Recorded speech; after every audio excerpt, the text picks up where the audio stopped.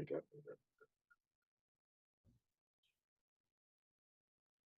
just waiting for the YouTube stream to start. Okay.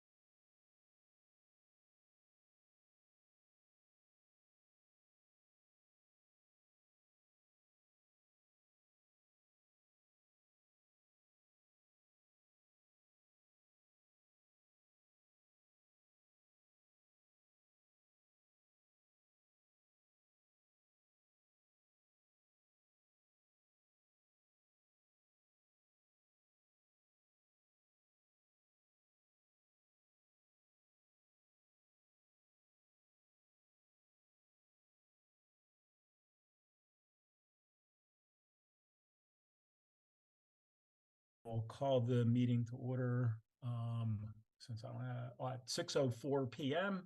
And first order is always citizens' participation. Mark, I know you have something to say. What do you got? Good evening, Mark Sony, 49 Hawthorne Road. And what have I got? A kind of a bigger audience than usual. This on Zoom. Yep. And everything's going all right, no problems. And I don't really have much because everything's just normal right now. And for me, for saying it that way, I'm not looking for trouble. Okay. That's it. All right. Excellent. That's it. That could be the shortest citizens' participation ever, Mark. All right. Well, thanks. All right. So we'll move on to item 3, which is Ashland Historical Commission / Cemetery Working Group. Kathy Rooney, request for pesticide waiver. Hi, Kathy. How are you? Great. How are you? Good. So, Raj, do you need to say anything here or do anything? It's just Dr. Ron, thank you. So we'll give it to Kathy first, and then go from there, Thank okay. you. Hi. Hi. Hi, Kathy. All right. So I'm going to let Joan or Helen speak about the project overview because that's sort of their job. And then I can take it from there about my part of the job. Okay. Can you give us a little bit of background about it since I don't know anything about this? I don't know if the other board members do or not. I can. This is Joan. Okay. Joan Goodfriday, Shore Road, in Ashland. Okay.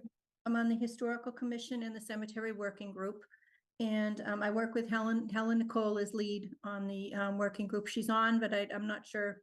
She didn't jump in, so I'm just going to jump in for you right now. If she wants to add, she can.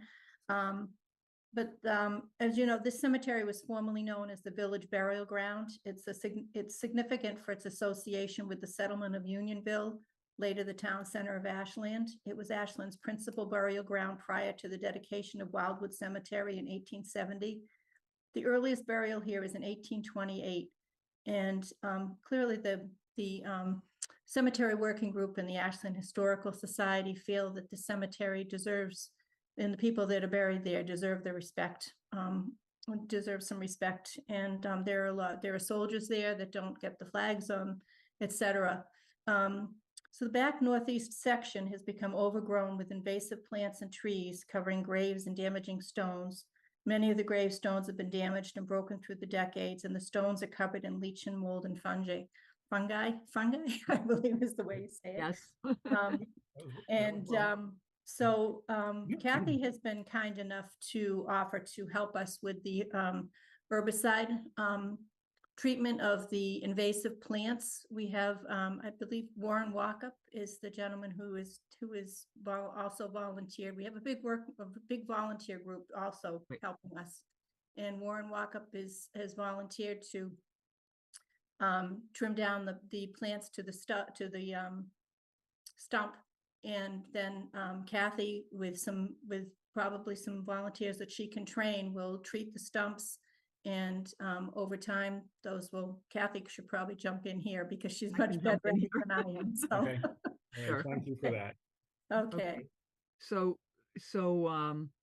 in part, just to echo what, Joan and Helen have said, it's like, to try to respect the integrity of the graveyard and the continuity of the past into the future, which is why, I think the Historical Commission, the working group, Historical Society, there's a lot of people interested in this. And, when I found out they were going to try to like take care of all this stuff in the back that I discovered by accident like years ago, I was psyched and I said, okay, I'll volunteer to deal with the invasives and, you know, get on to some of these hearings and talk about treating them with herbicide. So, the invasive plants, and it's pretty much, I'm going to say 90% invasive plants out there, 85, 90%, are essentially invading the integrity of the graves. So in a normal flat landscape, we would try to rip as much of that stuff out. And then stuff that was really stubborn we'd go after with herbicides. But in the case of this, we don't want to be disturbing the graves for the obvious reasons. It's really close to the water, so that's the second reason we don't want to be disturbing the soil, because any flooding or runoff is going to create silting up of the water more so than might already be happening. So the idea would be to cut all of these plants down to a 12 to 18 inch height. Then I'm going to come along behind the crew doing the cutting and hauling and apply herbicide. And there are some plants out there that they can't cut down. So we're going to start this whole process off with a training of all the volunteers. And I've got a lot of handouts, and basically show people how to identify things in winter and in summer. You too can do this on your property. So there's an incentive for people to come and volunteer because they can learn how to do it on their property. We got a lot of open space in town that people take care of already, and they can learn how to also do that for those groups. And then there's Ed on, who's also taking care of Cadillac, and they need a lot of help over there. So, you know, I can definitely teach what's over here, and I've got some for some more, and I've done this already for a couple of other groups, one of which I'm still working with up at the town of Shirley, where we're doing this on a wetland. So I'm applying in a concentrate form and a 2-bucket system. So God forbid if the first one goes over, generally everything gets caught in the second one. And I'm extremely careful. I usually hold on to the thing the entire time I'm out there doing it. Occasionally I have to put it down to raise something so I don't have collateral damage. Very occasionally I have a tip. It's rare that I spill on the ground, because I'm super duper concerned about whatever comes off. You know, I know what these herbicides do, and I try not to use them except in this kind of a situation. So it's 2 different products, basil oil blue, which is a surfactant dye and penetrant, so it helps the herbicide penetrate better. It does a better job staying on the surface. It's got a little bit of color, so it's more visible while we're applying it. Once it's applied and it's dry, you almost don't see where the stuff is. You have to really look very carefully to know where you've applied. So some of that is dependent on me and the volunteers doing things in a very organized, orderly fashion, moving along so we can track what we're doing. The second product is manufactured by a company called Alligari, and it's a aquatic approved triclopyr, which back in the old days was called brush be gone. It's my much preferred herbicide for this project because everything we've got out there is A, brushy, and B, it's much less dangerous in my opinion than the ubiquitous Roundup. And I almost never actually do broadcast spraying, in part because I don't want to have, one of my least favorite terms used for these projects is collateral damage. I don't want overspray. I don't want other stuff getting sprayed. And it's very hard to avoid that if you're doing spray. So So this, how is this applied then, Kath? I use actually foam brushes. So when I'm done, they either get left in the container for the next time, and if they're really ratty and disgusting, they get thrown out. And I basically double wrap everything I throw out, goes into the trash, say goodbye. And I try very hard not to have any leftover mixed product. I have it, in the separate things at home. Because that's where it gets mixed. Then I bring it down. So ask away. What questions do you have? So okay. I don't care who wants to go first. No, I can wait. Go ahead. Ed, Jay, you guys both had your hands up at the same time.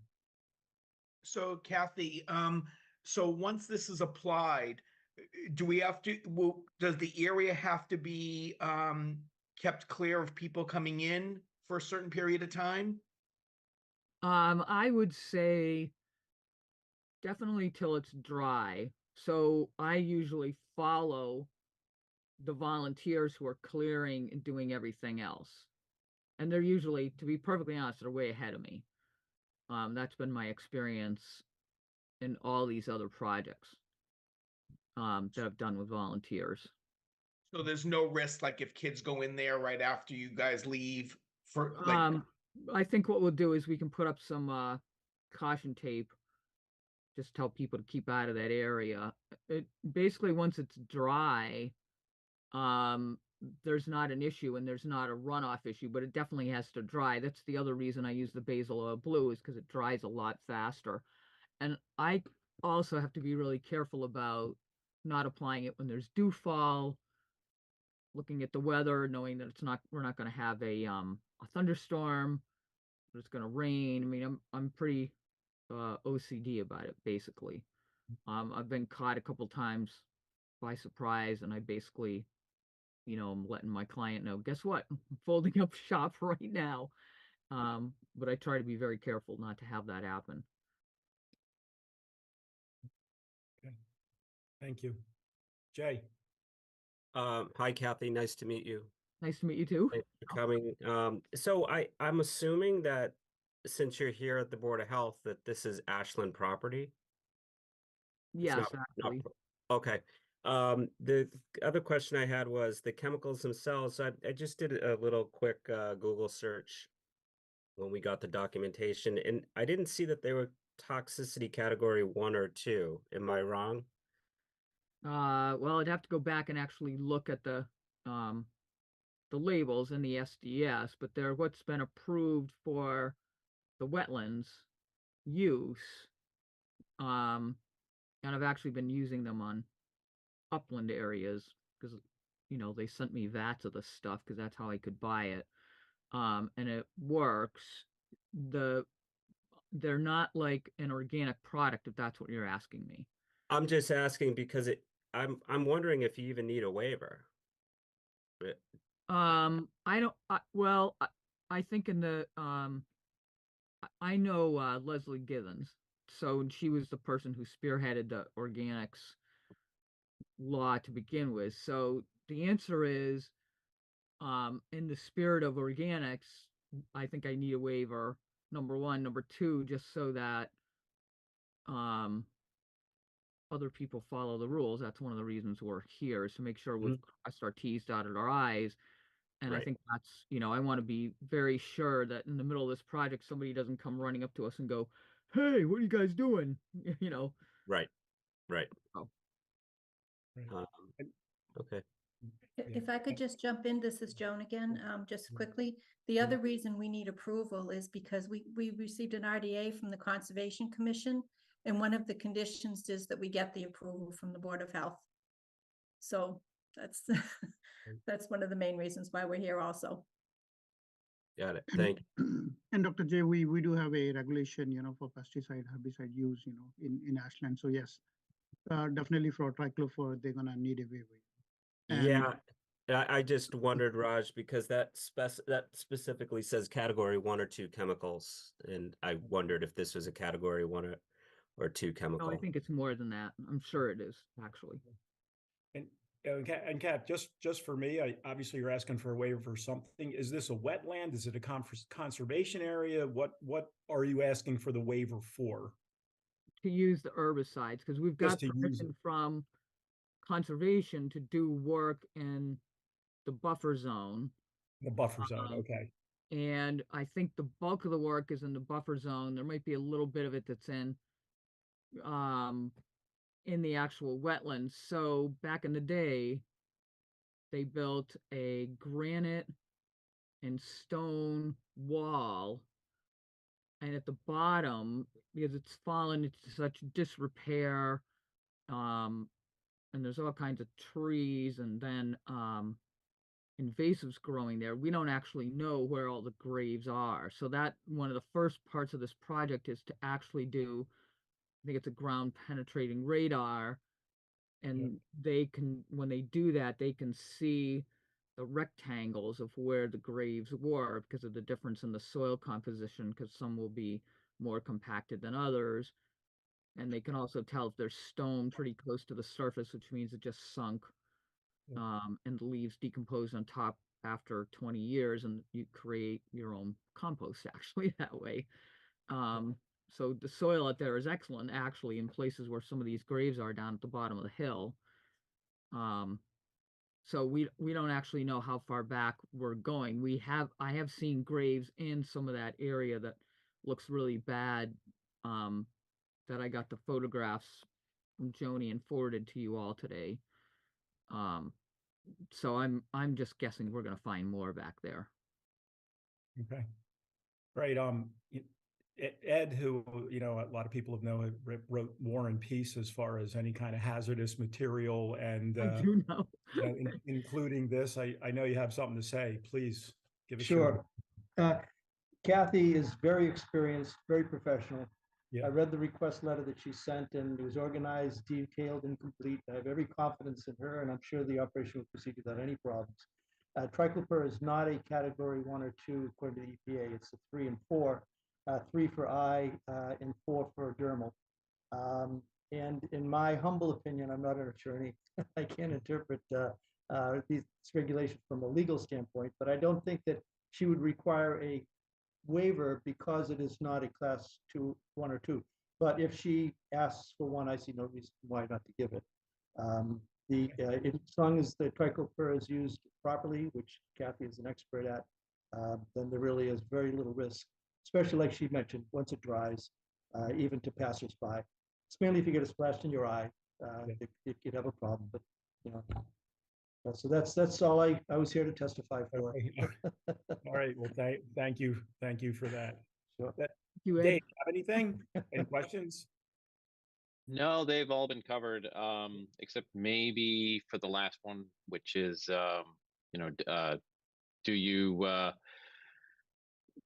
you keep any, do you bring along anything to prepare in case you or anyone else is accidentally exposed, through eye splashing or whatever? I know you wear glasses and so forth, and I'm sure you're very careful, but I didn't know if you just make sure, for example, that there's a functioning garden hose nearby in case you have to wash your eyes out or stuff like that. Well, essentially, I'm wearing. I have safety glasses. My regular glasses are safety glasses, so I wear that, and I wear clothing that I use to do this all the time. And then I wear like double gloves, and things like that. So I don't actually have a functioning hose, but I do have wipes with me and things like that, because splashing in the eye has happened. I think it's never happened. What I'm more concerned about actually is something tipping on the ground. And so I don't, when I work with volunteers, it's clear ahead of time that there'll be 1 or 2 people working with me who go ahead of me specifically to cut stuff back. The rest of them will have already gone through and done the big sort of what I'm going to call the gross cutting and hauling of stuff, so that all of that work happens away from me. So there's no chance that somebody's dragging brush and they knock over my pail, for instance, or that there's extra people walking around and they knock over my pail or bump into me and I knock over my pail, stuff like that. So it's pretty, I do it in a pretty controlled fashion. I had guys of mine create actually an incident where I spilled the gas because they stored it where I told them not to under a deck, and then they got it caught up in a tarp, and I took the tarp off all the tools. It was never supposed to be under there. And, 2 garbage cans later full of soil, I had to have Clean Harbors come into a Newton neighborhood, and pull it away, which I really hated to do because then everybody in the neighborhood was like, well, why is Clean Harbors at this house, and I didn't ever want to be in that. And, that was back in the day. It cost me $1,000 and I paid it because it wasn't my client's fault. It was my guy's fault. And, they had done what I specifically told them not to do. So I'm just very careful about it. And, that stuff, if I go on a break for some reason, that stuff gets locked back up in my car, or it's under the eyes of, like, I've occasionally left it with clients to babysit, and they understand how serious it is and they babysit it. So it's always under the control of somebody responsible. And it's like a hand pressure sprayer type of a thing? No, I'm not Or- spraying at all. Oh, that's right. I'm sorry. literally Yes, dipping that's right. into a bucket and painting. That's right. Painting. Yep. Yeah. So I mean, I guess if it were me, I probably would make sure that there was a functioning garden hose, or you can buy portable eye washes, bottles, or just have bottles of water in case somebody does I get can it have a into their bottle of eyes. water there. That's Yeah, not, yeah. that's not a big deal. Yep. And I can have a spray bottle there. It's not a big deal. If I could just jump in for a second, and we are planning on having bottled water there too for the volunteers, just FYI. Yeah, that's probably sufficient. You just don't want it to linger in somebody's eye for any longer than it has to. So, well, yeah, that was the only thing that I wanted to ask. Yeah. Kath, what time of year are you planning it? Is this a June or July thing, or when are you planning on this? If Well, weather permits? If we can get in now, somebody else who does what I do, this type of work, has been very successfully doing winter applications. I've done some late winter applications and they've been pretty successful. So I just have to plan on the weather, I have to plan on volunteers, because first we have to clear. Yeah. So the reason we cut high is because if, let's say we cut all this stuff and then it snows a whole bunch, like, a few years back when we got 101 inches of snow, we won't be able to get in there and do anything till spring. And so I like it to be reasonably dry, at least have a couple of dry days, for us to get out there and apply stuff. Okay. Because the whole idea is for it to get into the stem and to sit in the stem, and then the stems are going to stay up for a good 6 to 12 months to make sure that everything's gone down into the roots, because the idea is to kill the roots. It's a systemic that works going down into the roots. And the sticking agent is basically like it's a surfactant penetrant, so it helps penetrate the bark better and then goes down through the cambium layer. So if stuff is really thick, like some of the monster bittersweets that are out there, I'll have people skin them. So I can come along and do not only the tops, but also the sides. Because the whole idea is to just get this done and do one round of it, which is partly why I'm asking for the time extension, because once we start, we'll probably be able to get the first thing done in the first 30 days, and we'd call the Board of Health and let Laura and Raj know that, hey, we're going to start, and I'm hoping the 30 days can start then. But I also know that if we want to go back in there to retreat, it takes a while for stuff to grow back if it's going to grow back. The other reason we apply high is because some of the stuff, so if we miss stuff, it comes back out right away up at the top of the stems here, then there'll be little leaves up here. Otherwise, it'll shoot back up from the bottom. And if someone goes in and mows, like a week later, most of the herbicide is either in what they collected or it's on the ground, which I really don't want. I want it in the roots where it's supposed to go, and that will minimize the most amount of herbicide in the soil, period. Okay, great. Thank you. Any other members with any questions? No? And Dr. Ron, just wanna, Yeah.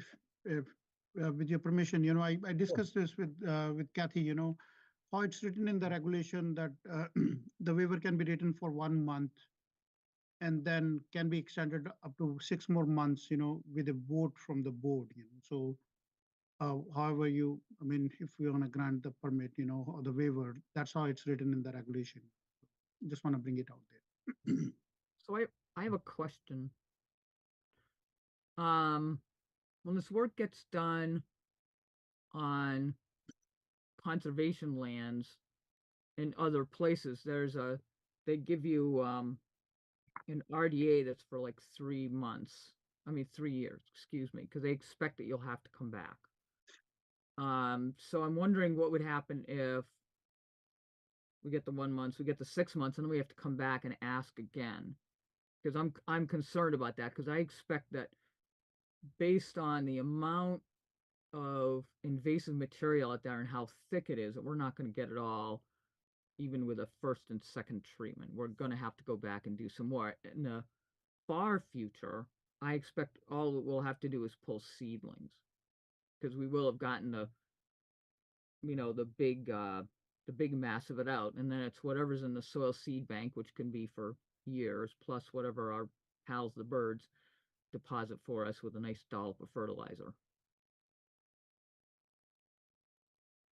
Sure. Go ahead, yeah. Yeah. Raj, so given what Kathy just said, and given what Ed had said, are we still certain that Kathy needs a waiver for this? Up to the board, sir, if Mr. Adhart, I know he's the expert on this, if he thinks, I guess Mr. Hart, were you involved with the writing the regulation by any chance, right? No? Well, I could say that the town has used this in the past without the need of a waiver. The DPW has used triclopyr on occasion.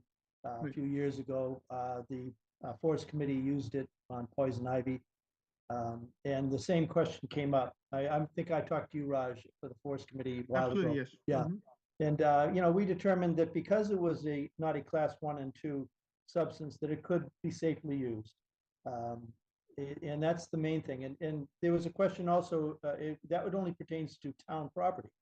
So, yeah, if it's not town property, then the town doesn't have as much power as they do if it is town property. That was one of the reasons why I think that's why Jay Burns asked if it was town property. As far as I know, it is. Okay, yeah. But even then, like I said, according to the strict wording of the pesticide regulation, a waiver would not be needed in order to use a class 3 or 4 substance. And this particular substance, I think California Prop 65 determined that it does not contain any chemical known to the state of California to cause cancer or reproductive toxicity either, neither this or the basil oil. So both substances are safe, especially if used properly. And like I said, Kathy Rooney's a professional. She is, very experienced. And only other thing I want to point out, this was a conversation before this meeting, right? I talked to our conservation agent and I have let her know that, these chemicals we have used in the past, right? But when they appeared in front of the conservation board, looks like they have asked, Okay. Board of Health clearance, so, but I have told her, Becca, that, hey, we have used this chemical before and, and Mr. Hart, I guess we discussed this a couple of times before. Yeah. Right? So, Yeah. But it's all up to the board or how you want to handle this. Yeah, personally, I don't know how the other board members feel about it. I don't see that as the regulations are written, I don't see the need for a waiver. If we were to grant a waiver for this that doesn't seem to need a waiver, then we need to get into the time frame issue. So I in my opinion, I don't really see the need for the waiver as the regulations are written. I agree. Yeah, as do I. Yeah. And I can certainly let the conservation board know that, hey, we are okay with the chemical and they didn't need a waiver from us, so if that need to be done that way, I can have a conversation tomorrow with them. Okay. Kathy, just one more question about Sure. whose responsibility is it to take care of that? Like, I'm just wondering how it seemed to get in such disrepair over the years so that this is necessary. Well, it's town-owned property, so it's the Okay. town's responsibility. Yeah. That's a tricky question, and I think moving Yeah. forward, perhaps that needs to be thought about, and we need to figure out a different way to do some of these things in town. Because this is not the only property I've seen like this that's under care and custody of the town. And, I think Doug Small and his guys they've got too much on their plate already. And then they get asked to do a whole bunch of other stuff. They have to fill in all the time. And then, God forbid that there's any kind of a pipe breaking in the street or some other calamity, and they get called on to do that too. So, they always have. I mean, it's rare that those guys aren't doing tons of stuff. Yeah. I mean, all the time. Yeah. Well, all right. Well, thank you for the presentation, and I agree with the other members. It doesn't seem like we need it, and certainly Ed, Ed gave you a great endorsement. Which I And- appreciate very Yeah. much. Thank you. Yeah. So thank you for bringing it to the board's attention. Best of luck with the project, and if there's anything that we can help you with or anything you need from us, let us know. No, Excuse me, Ron, I think Helen Nicole has her hand up. Okay. Well, I can't see anything.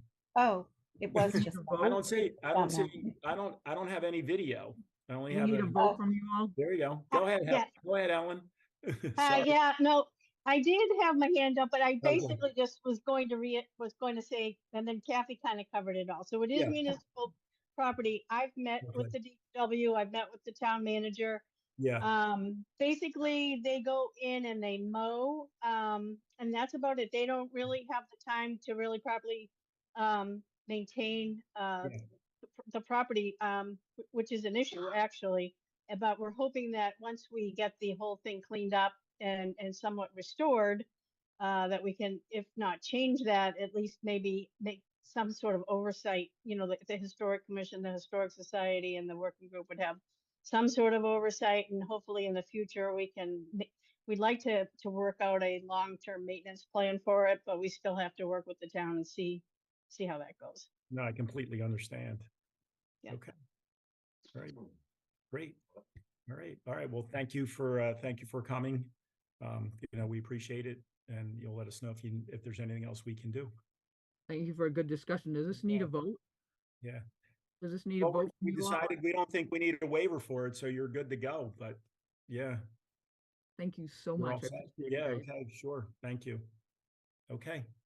Great, thank you. Right, yeah. Thank you. Bye. All right. Thanks, everyone. Yeah. Thank you. Thanks, Ed. Yeah. Thanks, Joan. All right. Thank you. Item 4, 98 High Street. It's got to be Raj. Yes, We sir. got- We have Eric, so just to give the board a little bit, this system is under construction. It's a repair system, We Yep. encountered an issue while doing the repair. There was a couple of local variances that we have given to them, not the Yep. Title V, local ones, But Eric is here, so he's asking for a Title V waiver that we encountered while constructing the system. Give it to Eric. Hi, Yep. Eric. Hi guys. This is Eric Dickinson with Civilized Solutions. As Raj said, 98 High Street is under construction. The septic was going in, and during the excavation, actually pretty close to the existing septic tank, it was discovered that the water service for the home actually went beneath the old leach field. It was not where I had depicted it on the plan. This happens every so often. It's kind of crazy if you think about it, that the leach field was over the water service, but we're not able to achieve the 10-foot separation required by Title V. So the contractor, Colin Mayo, has been in discussion with the DPW, and in the letter I wrote, I said he was going to encase it in concrete in all areas where he can't achieve that 10-foot separation, but they would rather see it as a 3/4 inch copper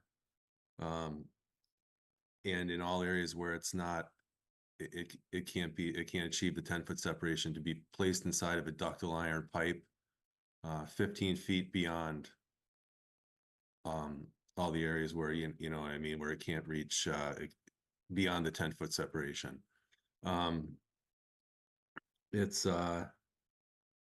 He's proposing to install it on Thursday.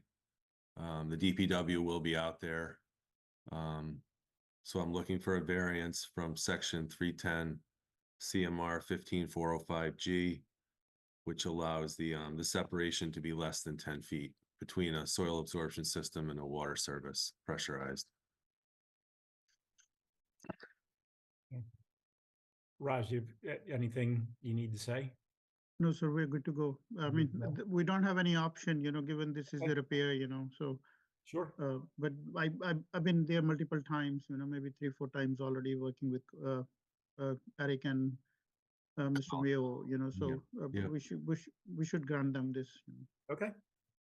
Any other members with any questions or concerns? No? Okay, anybody want to make a motion? I'll make the motion. Okay. Thanks, Dave. Let's see, I make a motion to grant a waiver from Title V Regulation Section 15 .405G to allow a reduction from the required 10-foot separation distance from a water supply line in areas where the 10-foot separation distance cannot be achieved. The water service will be encased in concrete for protection. Great. I'll second it. Okay, great. Thank you. We were tied again. All in favor? Aye.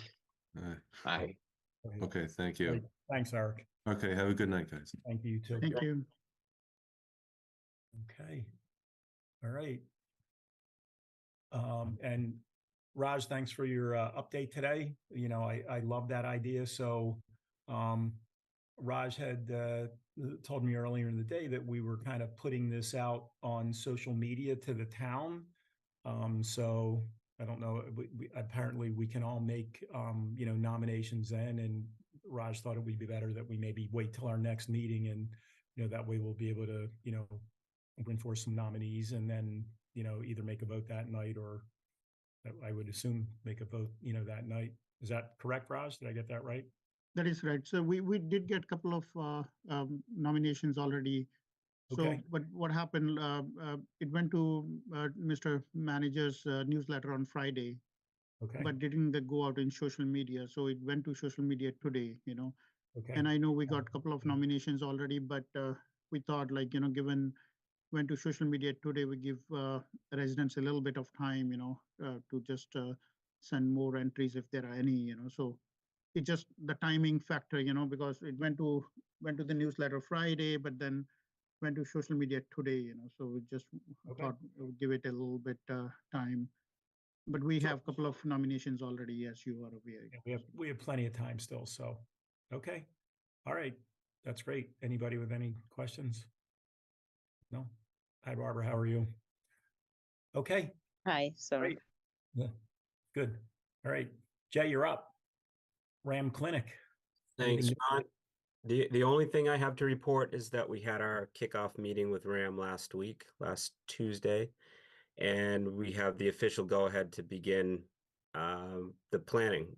So nothing really new in terms of activities, but we have the go-ahead to raise funds and begin recruitment of volunteers, which is what we're doing. So Dave or Ed, I don't know if you have anything to add to that. Not at this time. No, nothing from me right now. Okay. All right. Great. Thank you. All right, great. Thank you. All Sure. right. Item 7, Raj, you're up. It's all you. Thank you, sir. Thank you.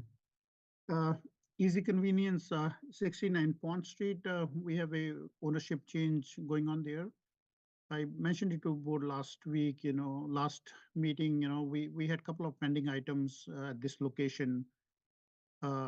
They didn't have a mop sink, and they're in process of installing that. Other thing they didn't have was a 3-bay sink, and they did serve coffee and all that. They was coming in front of the select board for the liquor transfer. So we have asked them, we have requested the select board, you know, to if they're gonna be granting permission to them to give them a conditional approval. And the owners have decided not to serve any TCS food or any coffee. And that's why we are waiving, the requirement for the three-way sink, and they're in process of installing the mop sink. So that's that. Regarding the Mill Pond Rest Home, I know again, the owner was in front of the board last meeting, and at that time, Mr. Sweeney mentioned that he's going to be contacting us for the repairs, next day, but we have not heard from them so far, from last 2 weeks. Just want to bring it to board's attention. We do have a meet and greet coming for the Medical Reserve Corps. We got divided into 3 parts, right? Like when right now we are in the Middle Fork part of the MRC. They do have a meet and greet in Framingham on February 27th. It's at Laura, it's at 6 or 8, right? It starts at 6. I guess it's from 6 to 8. If any board member or any residents or anybody interested in MRC, in our region wanted to join. And then maybe in a couple of months or, after that, we'll also be hosting one of the meet and greets of MRC in Ashland.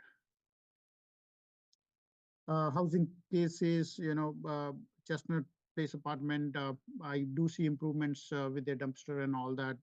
We do have a meeting set up, with some town staff, right? Like different town departments on the 29th with the owners of Joint Drive, the Chestnut Hill apartments. They're trying to do some more repairs or, some additions at the apartments, and we are setting up a meeting with them just to bring up the current issues we have there. So I'll keep the board posted. Serious Apartments still dealing with the trash situation there. We have a complaint coming this morning. Actually, it was forwarded to us from DPW.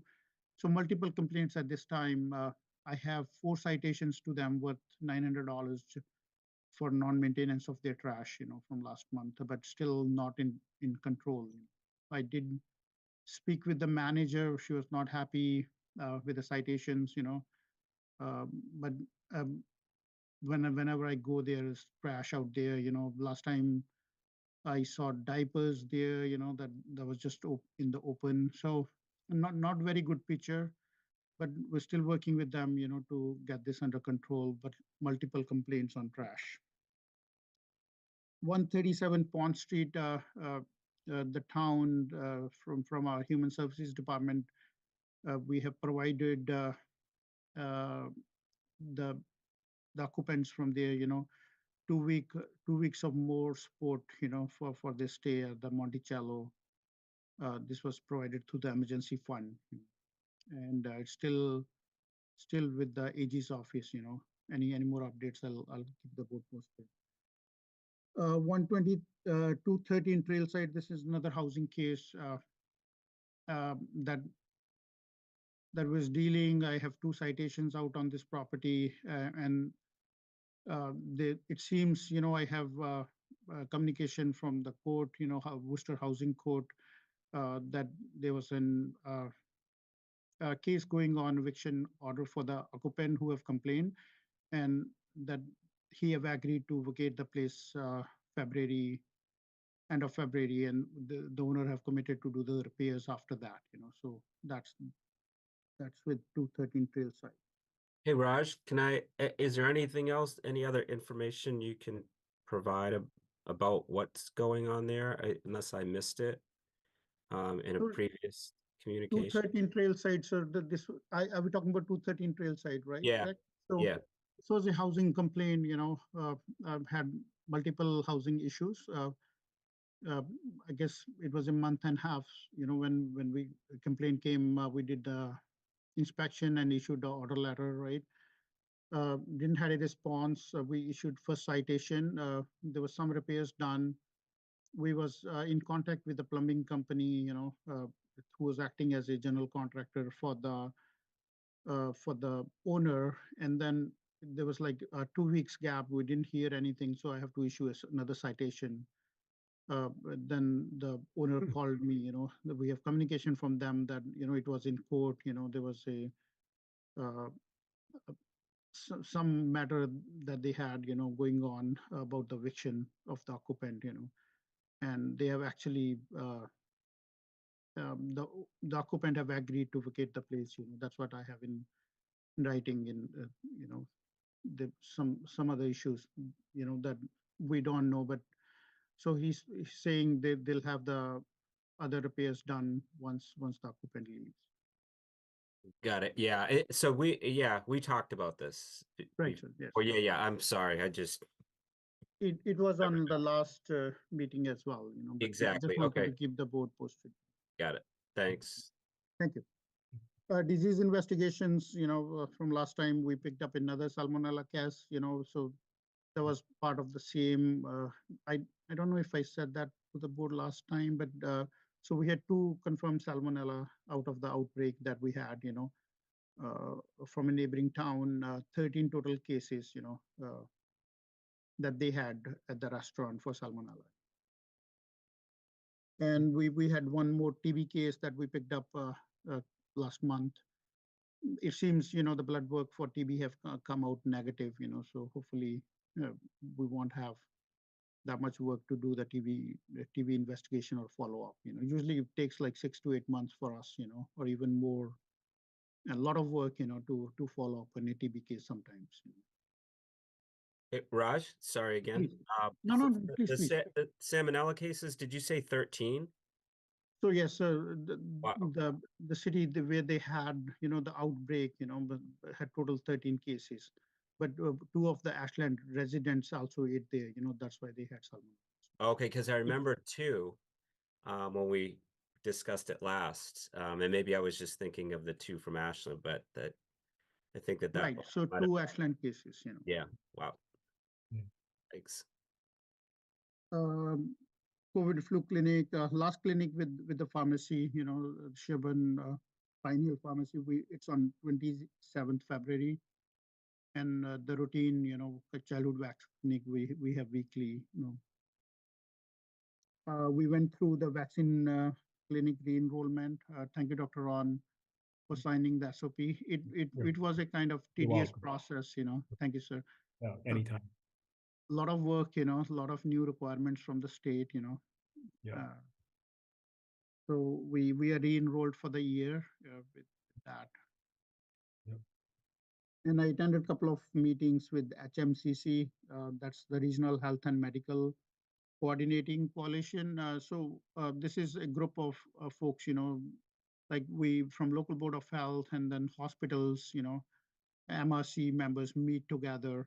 The last meeting we had was on the 7th, and we discussed, like what to do in case of different kind of emergencies, like that we usually don't encounter, like what we'll do in a case of a tornado or something like that, or so we did an exercise, right? Like how prepared we are, what kind of resources we have, on all sides, right? Like from local board of health side or town side, or even at the hospitals, right?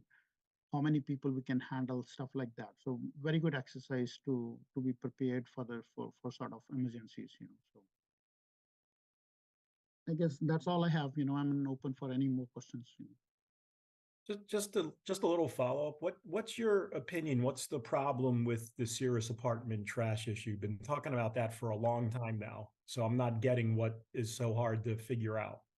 That is correct, Dr. Ron. So the management is same, it's the island company, right?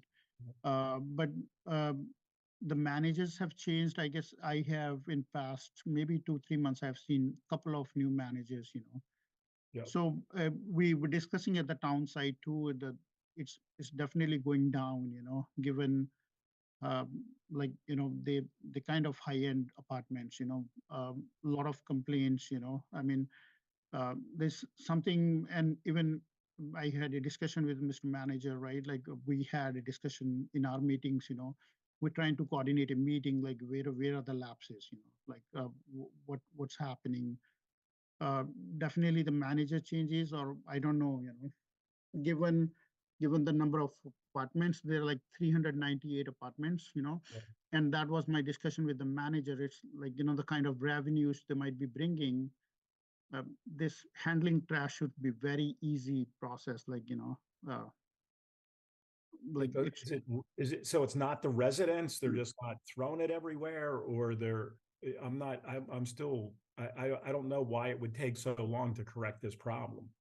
that is correct, Dr. Ron. So they have a compactor, then that is enclosed, so all the residents bring their, trash out there, but then they have another open kind of dumpster, next to the compactor that's not allowed with our housing code, but, it's maybe they're generating a lot of extra trash, like, with us, but definitely lapses, and it's good amount of time now, and that's why the citations, like, because, and this morning I went because of another complaint came in, and it was cleaned up, but like the dumpster was still, full of trash and all that, but, and they have to control that as well, like keeping trash in an open dumpster doesn't help, and definitely rodents, like, and they need to be aware, right? 400 units, like, tomorrow the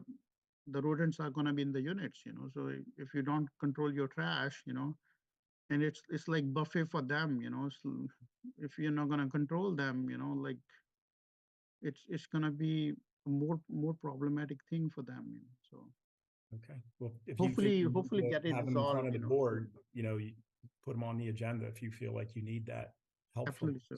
Yeah. Okay, We'll do that. Thank you. you're welcome. Anybody else? Ed, Dave, Jay, with anything? No? Okay, right, moving on to the consent agenda.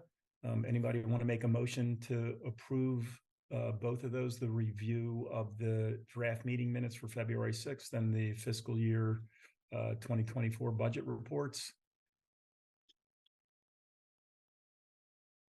Ed can't do it this time. He's eating. That's okay. Yeah, I can do it. I'll do it, Ron. I make a motion to approve the consent agenda as written. Okay. All right. That's great. Any seconds? Second. All right. Thanks, Dave. All in favor? Aye. Aye. Barbara, you in? She looks like she's Aye. frozen. Yeah, you frozen. Yep, You're- aye. Okay. All right. Great. I Okay. know. Great. I'm I. Yeah. All right. Thank She you. is. Okay. All right. That's great. Thank you. Moving on to item 9, future items. Apparently, we're going to talk about a septic replacement on Tower Road next time. And I know that the agenda will usually be pretty full. So we'll definitely do the Mary Mortensen thing next time. And I guess we're, our usual dates in March, the 1st and 3rd. Well, it can't be the 7th and the 14th, correct? No, Dr. Ron, that's not the right dates, so. Yeah. I Right. think it's 7 and 21. Yeah, 7 and 20. I'm assuming 7 and 21, right? So. Yeah, I don't have a calendar. If I'm looking right, there should No, be 5 and that's the not- 19th, 5 and 19, yeah. 5 and 19. Okay. Yep. Okay. All right. Well. Sorry Okay. about that. Yeah. Okay. All right. That's great. Anybody else with anything to add? Nothing? Okay. No. All right, everybody. All right. Well, thanks, everybody. And who wants to make always the best motion of the night? I will. I'll make a motion that we adjourn. Okay. All right. Thanks, Ed. Second? Second. Second. Second? All in favor? Maybe me to it. Aye. I'll second it. Yeah. Thank you. Thanks, everybody. All right. Aye. Raj, Good thank night, you very everybody. much. Mark, Thank you. thanks for checking in like you always do. All right. Good night, everyone. Well, see everybody in a few Good weeks. night. Thank you. Thank you. All right. Good night. All right. Bye. Good night. Night. Night.